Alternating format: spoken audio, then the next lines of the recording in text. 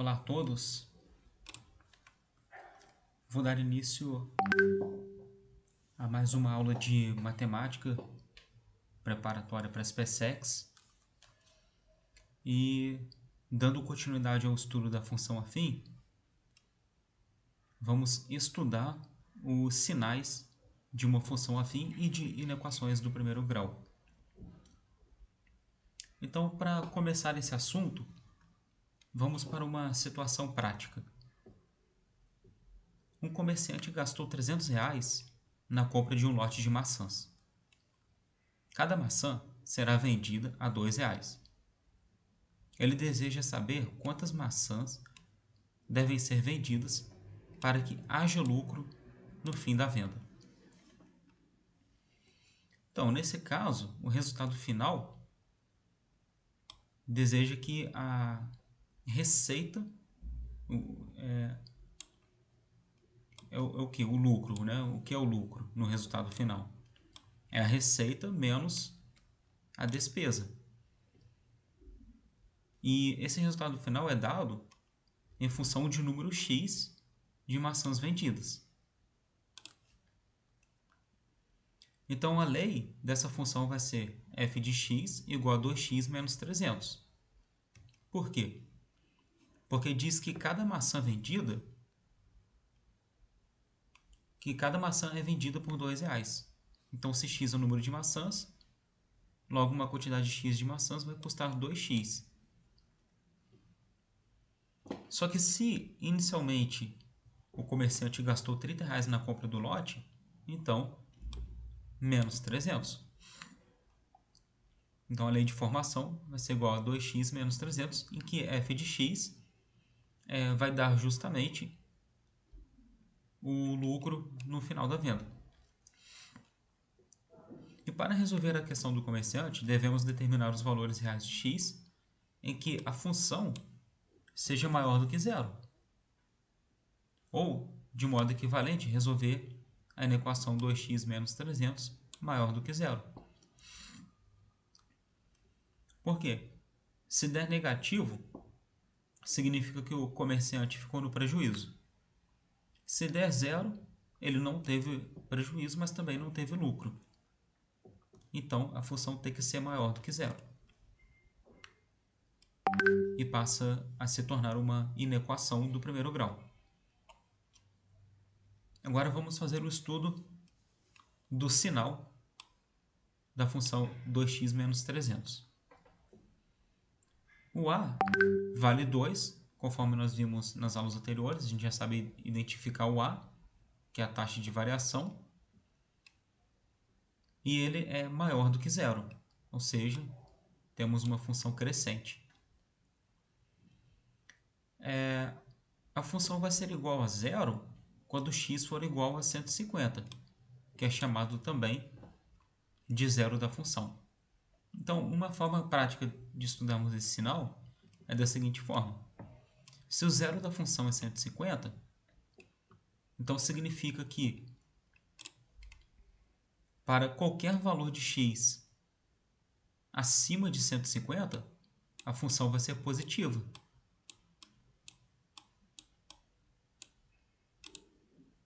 E para cada valor de x abaixo de 150, a função vai ser negativa.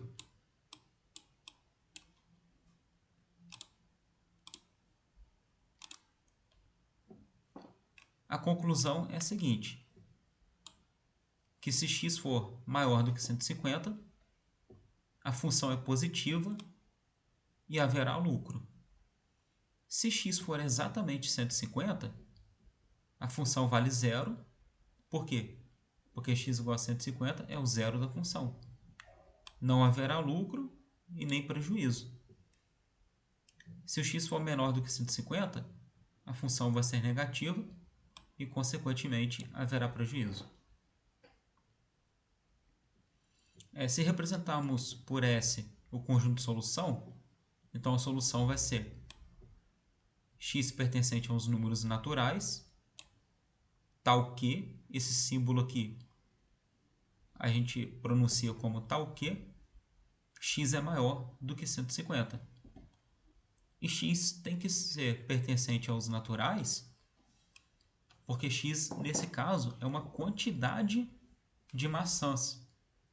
Então, tem que ser número natural, tem que pertencer ao conjunto dos números naturais. E de modo equivalente, resolvendo a inequação, vamos ter 2x menos 300 maior do que zero em naturais, 2x maior do que 300, logo x maior do que 150. Portanto, chegamos na mesma solução anterior.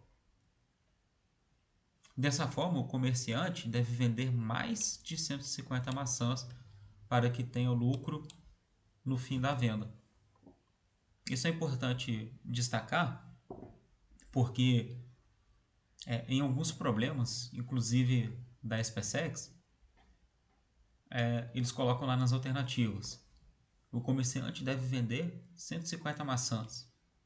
Aí o candidato já vai lá e marca de cara essa alternativa só porque ele encontrou algo relacionado a 150, mas ele não leu direito as outras alternativas e acaba errando. Então tem que prestar atenção, porque nas alternativas vai estar: ele deve vender 150 maçãs, ele deve vender mais do que 150 maçãs.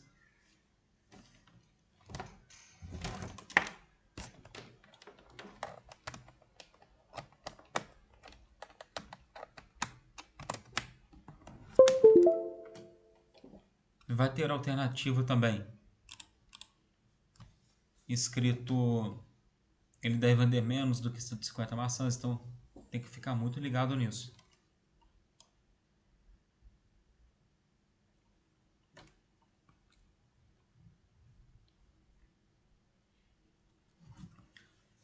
Outro assunto muito importante e que também se encontra no edital da SpaceX é a resolução de sistemas de inequações do primeiro grau. Nós, desde o ensino fundamental, já sabemos resolver um sistema de equações do primeiro grau, mas de inequações, muitos candidatos nem sempre viram isso, seja no ensino fundamental ou no ensino médio. Então agora é uma oportunidade para quem não conhece esse assunto entender. Então utilizamos o estudo do sinal para resolver sistemas de inequações do primeiro grau. Então, por exemplo, 3x menos 4 maior do que zero, menos x mais 5 maior ou igual a zero, para x pertencente aos reais. Beleza, agora como que a gente vai resolver isso? A ideia é resolver separadamente cada inequação. Então vamos resolver primeiro 3x menos 4 maior do que zero. Então, resolvendo 3x menos 4 maior do que zero, basta mudar de lado o menos 4 e vamos ter 3x igual a 4. Então, se 3x é igual a 4, logo x vai ser maior do que 4 terços.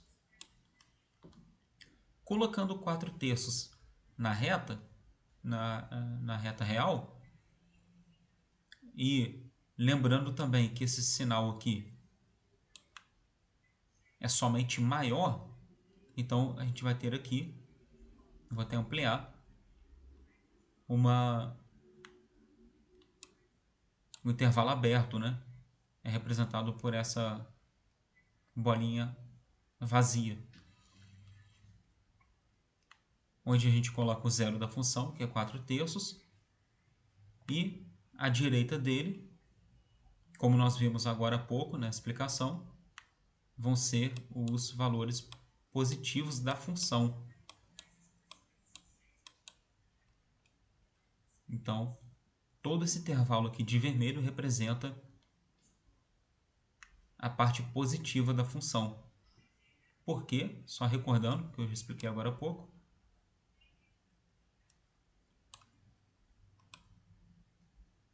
O 3 aqui é positivo, que é o coeficiente do x ou a taxa de variação é positiva. Então, como a função é crescente, vou até colocar aqui para lembrar. A gente viu agora há pouco que à direita do zero da função, a função é positiva e à esquerda é negativa. Agora, vamos resolver essa inequação de baixo. Menos x mais 5 maior ou igual a zero. Então, se menos x mais 5 é maior ou igual a zero, então menos x vai ficar assim, ó, menos x maior ou igual a menos 5. Só que, para o x ficar positivo, a gente multiplica ambos os lados por menos 1 e, além disso, inverte o sinal. Se era maior ou igual, agora passa a ser menor ou igual a 5. Então, a segunda solução, x pertence aos reais, tal que x é menor ou igual a 5. Só que agora, nessa função, a taxa é negativa. Então, a função é decrescente. Se ela é decrescente, significa que todos os valores à esquerda do zero da função vão ser positivos. E à direita da função vão ser negativos. E como esse sinal é de menor ou igual, significa que esse intervalo aqui que essa bolinha aqui é fechada, né? Ou seja, esse zero da função aqui, ele também pertence ao intervalo. É uma bolinha fechada aqui, indicando que o 5 também faz parte desse intervalo, diferente do que a gente viu anteriormente, em que o 4/3 não faz parte desse intervalo vermelho. Agora vem a última parte da resolução de sistema de inequações do primeiro grau, que é justamente encontrarmos a interseção das soluções. Então, o macete para isso é pegarmos todos os intervalos comuns às duas soluções que a gente achou.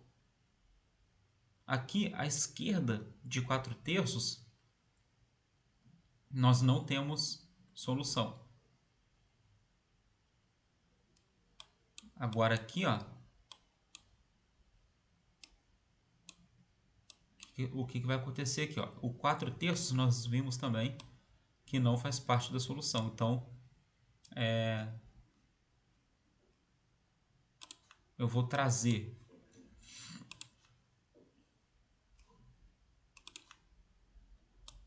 eu vou apagar aqui, vou trazer esse 4/3 lá para a nossa solução final. Lembrando que esse 4/3 não faz parte, então bolinha aberta ou vazia. Agora todo esse intervalo aqui, ó, todo esse intervalo aqui onde tem o sinal de mais, ele é comum tanto na reta de cima quanto na de baixo. Então, se é comum, a gente vai pintar. Só que à direita do 5 não tem mais solução em comum. Logo, lembrando que o 5 ele faz parte das duas soluções. Então, o nosso intervalo de solução é justamente todo esse intervalo entre 4/3 e 5.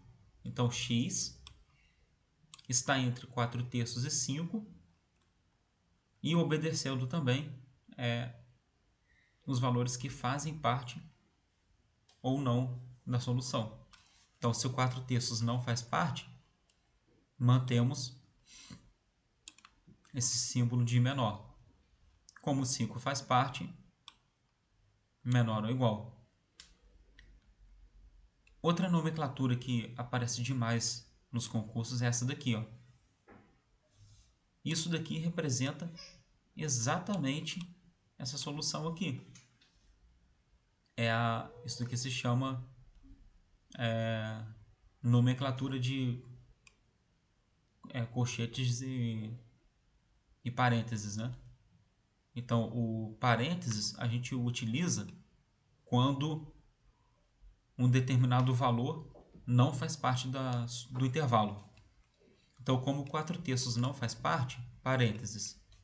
Como 5 faz parte, a gente coloca um colchete, só que com essas barrinhas aqui do colchete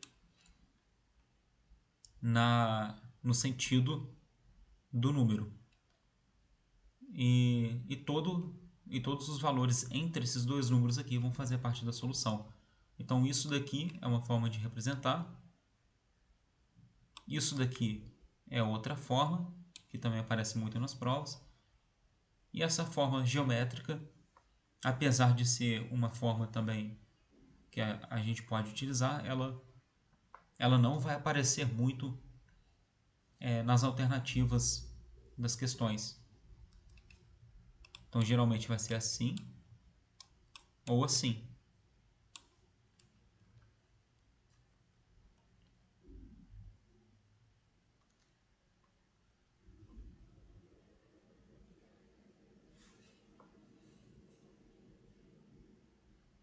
Agora vamos passar para inequações produto e inequações quociente. Então, vou dar aqui um exemplo de inequação produto, né? Conforme o próprio nome já fala, vai ter um produto de duas ou mais funções, de tal forma que esse produto seja uma inequação. Então, por exemplo, x menos 2 vezes 1 menos 2x menor ou igual a zero. Então, aqui está um ponto de atenção, é observar sempre o sinal. Se ele vai ter essa barrinha aqui de igualdade ou não. Então, o que a gente vai fazer primeiro? A gente vai estudar separadamente cada uma dessas funções aqui. A gente vai chamar x menos 2 de f de x e 1 menos 2x de g de x e fazer o estudo dos sinais separadamente.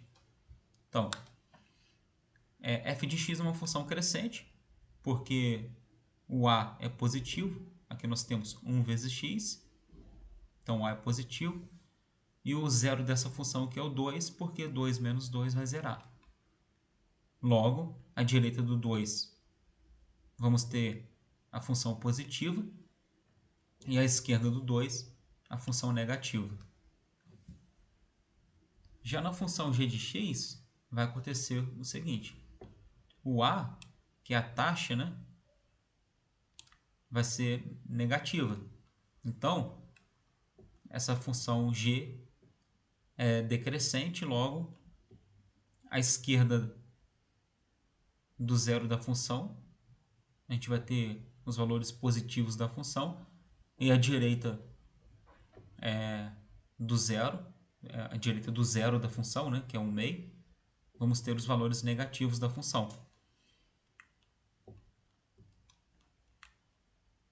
Joia. Esse aí foi o primeiro passo. Agora o que acontece, né?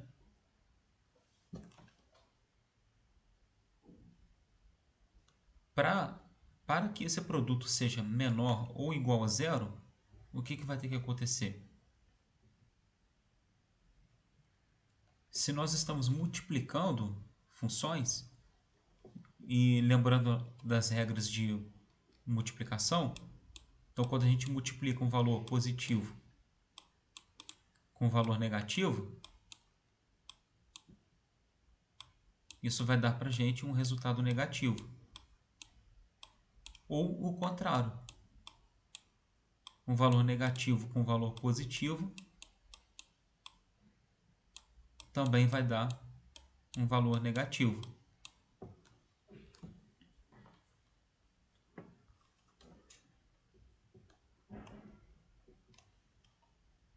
Beleza. Então, a gente vai fazer então o estudo dos sinais, da mesma forma que a gente fez anteriormente. E na solução final, a gente vai ver onde que está esses intervalos negativos aqui. Então, na função f, nós vimos que a direita do 2 é positivo e a esquerda negativo. Então, aqui está a função f, representada por essa reta. A direita do 2, positivo.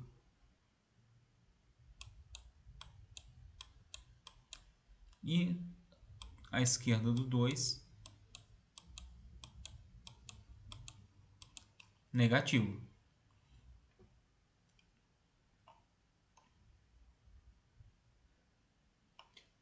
Agora vamos pegar a função g. A esquerda de 1 meio, positivo. Então, a função g está aqui. A esquerda de 1 meio está aqui, ó. A esquerda, nós vimos que é positivo. Então, ó, positivo, tudo à esquerda, e negativo, tudo à direita. Agora, vamos para o próximo estudo, que é o estudo do produto dessas funções f e g. O que a gente vai fazer primeiro? Vai pegar os zeros das funções que a gente achou anteriormente, ou raízes das funções, e descer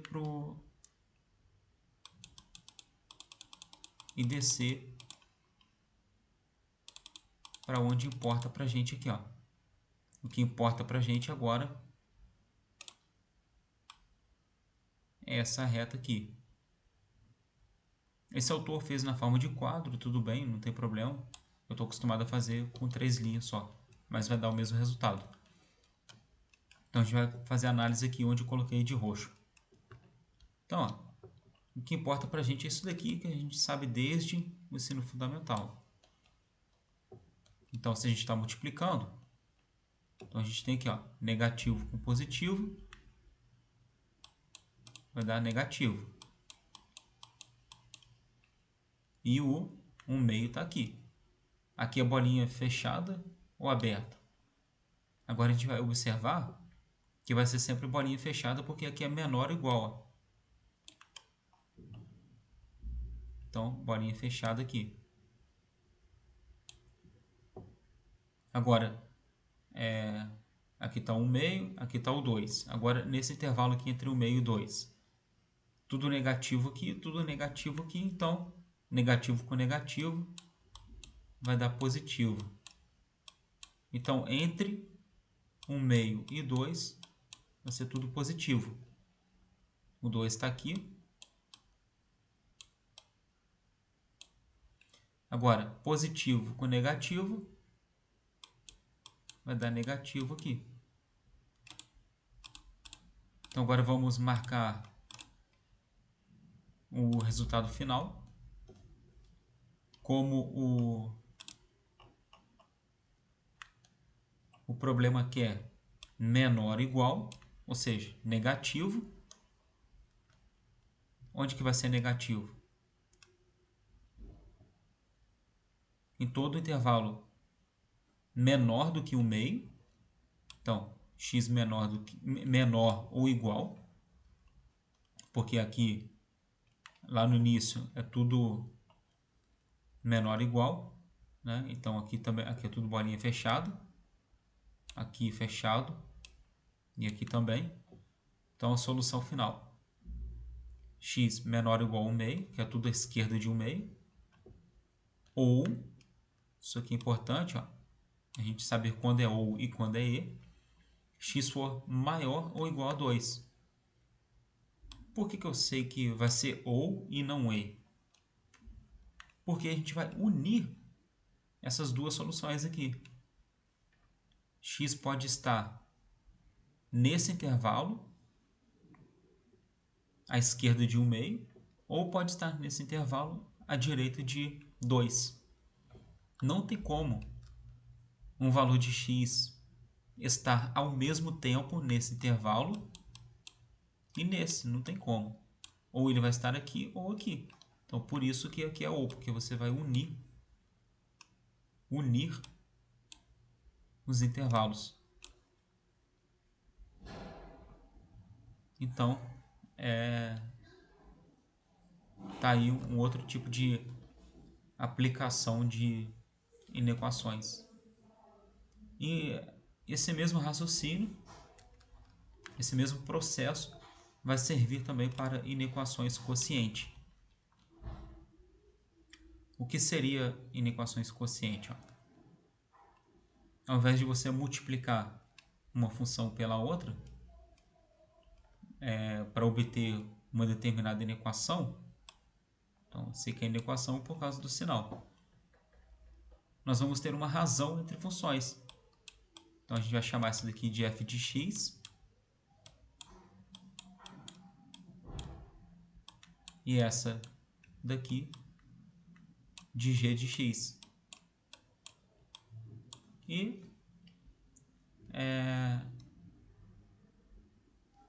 as próximas etapas vão ser muito semelhantes às que a gente acabou de fazer na inequação produto. Porque a regra da divisão é a mesma da multiplicação.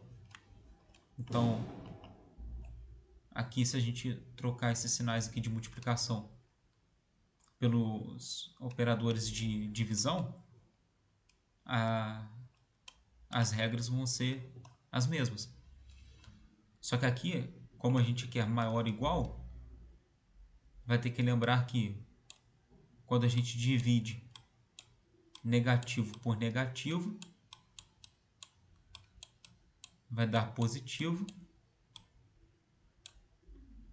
e positivo sobre positivo também vai dar positivo.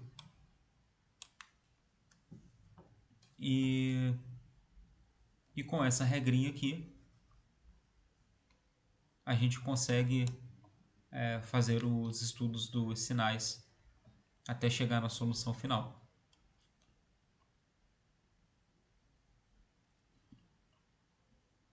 Ó, e aí tem as variações, né, desses tipos de exercícios. Como, por exemplo, explicite o domínio da função f de reais em reais definida por f de x igual a raiz quadrada de x menos 2 sobre 1 menos x. É um tipo de exercício bem clássico aí de provas. Só que a gente tem que lembrar que quando se trata de números reais, o radicando tem que ser maior ou igual a zero. Porque a gente vai ter uma raiz quadrada negativa só no conjunto dos números complexos. No conjunto dos números reais, vai ser sempre um valor não negativo. Então aqui a gente tem que lembrar que esse radicando, que é x menos 2 sobre 1 menos x, tem que ser maior ou igual a zero.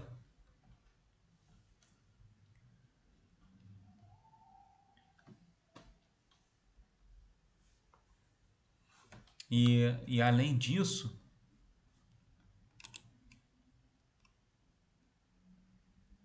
temos que lembrar também que o denominador tem que ser diferente de zero. Eu não posso zerar esse denominador. Então, se o denominador tem que ser diferente de zero, então o x tem que ser diferente de 1, porque 1 menos 1 aqui ia zerar. Então, o que a gente vai resolver? A gente vai ter aqui duas funções. Vamos chamar o numerador de g de x. Então, g de x é igual a x menos 2. E o denominador de h de x igual a 1 menos x. Então, h de x vai ser o menos x. Calculando os zeros das funções, ou raízes das funções, a raiz da função g vai ser x igual a 2, sabendo que o a é igual a 1 e que é positivo, então a função é crescente. Todos os valores à direita de 2 vão tornar a função positiva e à esquerda do 2 vão tornar a função negativa. No caso da função h, o zero da função é 1, conforme nós vimos. E para que serve essa análise inicial aqui, ó?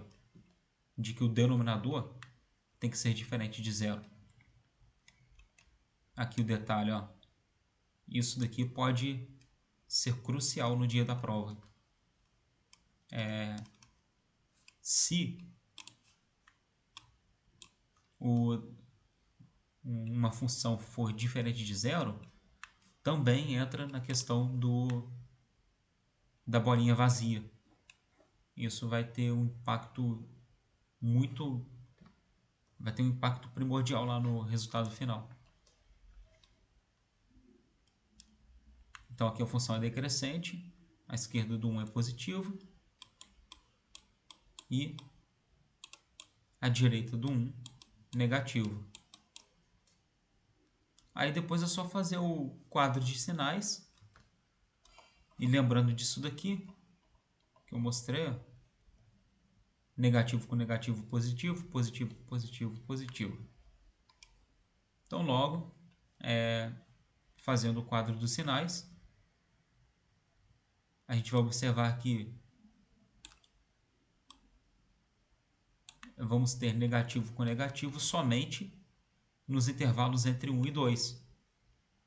E lembrando que 1 é bolinha vazia e o 2 é bolinha fechada, logo a solução vai ser qualquer valor de x entre 1 e 2, só que o 1 não faz parte. Como o 1 não faz parte, essa é a representação. Coloca só o sinal de menor depois do 1 e o sinal de menor igual antes do 2. Então x está entre 1 e 2. Outra forma também que pode aparecer na prova é usando essa nomenclatura que eu comentei agora há pouco dos parênteses e dos colchetes.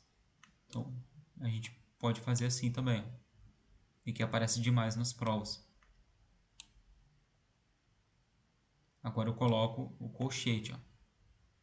Eu coloco o colchete porque o 2 faz parte da solução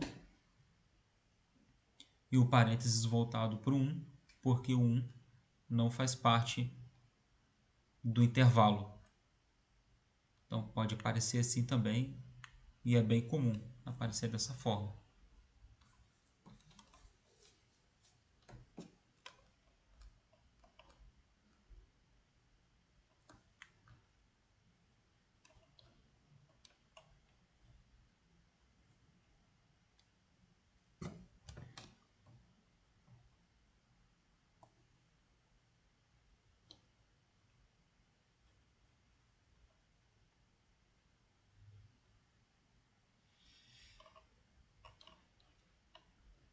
Então, só para finalizar a aula de hoje, a função afim tem muita aplicabilidade na física também. E é muito interessante quando a gente faz analogias entre a matemática e a física, porque a física nada mais é do que a utilização da matemática na compreensão dos fenômenos. Então, a função afim vai aparecer, por exemplo, no estudo do movimento uniforme. Então, isso aqui eu gosto muito de falar nas aulas, né? Como que a gente faz essa associação entre uma função afim e o movimento uniforme? Vamos lá. No movimento uniforme, a posição varia ao longo do tempo. E a gente sabe que a velocidade no movimento uniforme é constante. Então, a posição varia. Aquela fórmula do sorvete, né? S igual a S0 mais VT. Então, quem varia no movimento uniforme é o tempo. O tempo é a variável. Então, é a taxa, né? Ele que é a taxa de variação. A velocidade é constante. Então, aqui a velocidade é constante.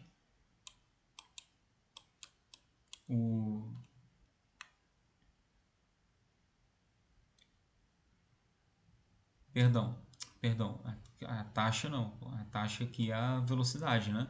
No movimento uniforme. O T é uma variável, né? Não é taxa. A taxa que é constante. A taxa de variação, né? A taxa de variação que é constante, que é a velocidade. A posição inicial também é um valor constante. E a posição varia com o tempo. Então isso é o equivalente a escrever que em analogia nós vimos na matemática o seguinte, agora em função afim, que f de x é igual a a vezes x mais b. Então, no movimento uniforme, quem varia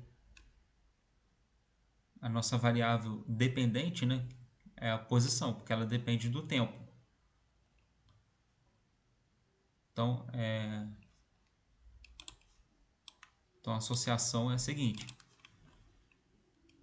A gente pode reescrever essa função como a posição, né, varia de acordo com o tempo, é igual a VT mais a posição inicial. Agora eu vou até colocar de uma cor aqui, diferente. Ó, f de x igual a ax mais b.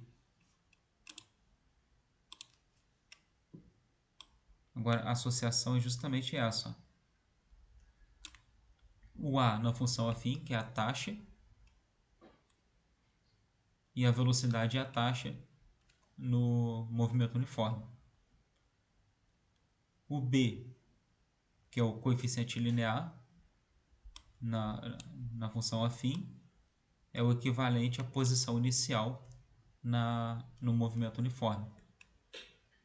E o f de x seria equivalente à posição em relação ao tempo. Tanto que os gráficos, tanto da função afim quanto da posição no movimento uniforme, são retas. Então, ambos os gráficos aqui vão ser retas. Outra aplicação é no movimento uniformemente variado, quando a gente estuda, por exemplo, que a velocidade é igual que a velocidade é igual à velocidade inicial, mais a aceleração vezes o tempo. E esse gráfico da velocidade no movimento uniformemente variado também vai ser uma reta, e a gente pode fazer essa associação aqui também.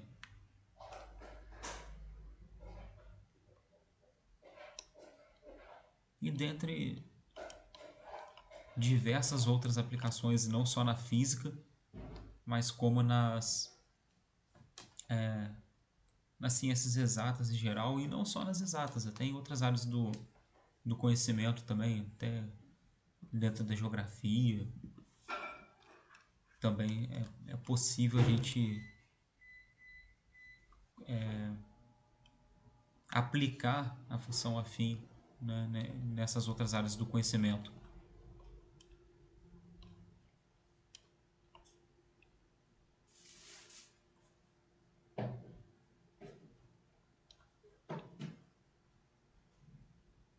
Então tem aplicação na matemática financeira também, na geometria, em escalas, né, quando a gente fala de mapas, por exemplo, de plantas, em problemas de proporcionalidade.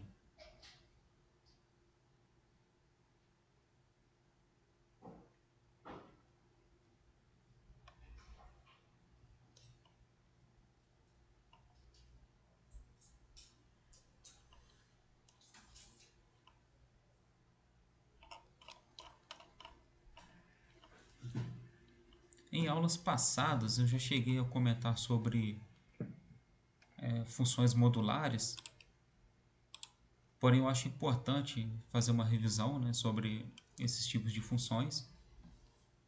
E, e amanhã então eu vou resolver alguns exercícios e fazer uma revisão sobre função modular, que também está no edital e é um assunto que cai com uma certa frequência também na prova. Então, por hoje é isso e bons estudos a todos. Não se esqueçam de se inscrever no canal e de compartilhar com os amigos, com os colegas, de divulgar no WhatsApp aí nos grupos. E até amanhã.